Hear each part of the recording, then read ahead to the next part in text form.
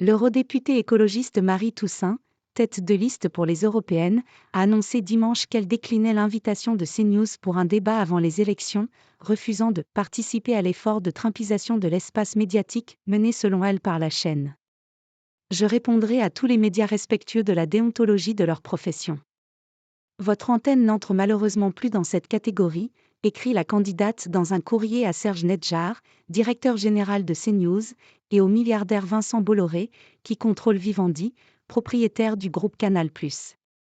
Elle explique avoir été invitée pour un grand débat des élections européennes le 30 mai prochain, mais refusé de mettre sa parole au service d'un équilibrage acrobatique des temps de parole des médias du groupe Bolloré.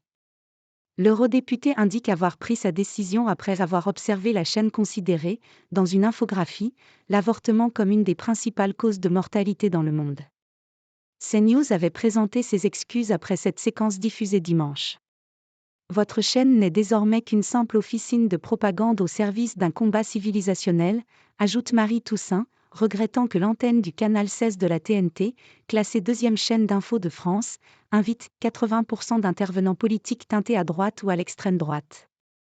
Les vedettes de CNews, Pascal Praud, Laurence Ferrari et Sonia Mabrouk, étaient auditionnées cette semaine à l'Assemblée nationale dans le cadre d'une commission d'enquête sur les fréquences TNT.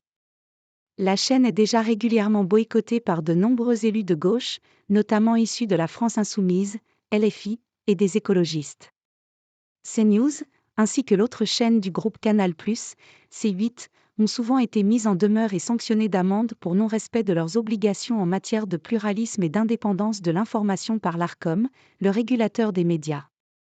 L'appel à candidature pour 15 fréquences de la télévision numérique terrestre a été lancé mercredi, avec pour enjeu pour ces deux chaînes de conserver leur place sur la TNT, quelques jours après une décision très commentée du Conseil d'État sommant l'Arcom de muscler son contrôle de CNews.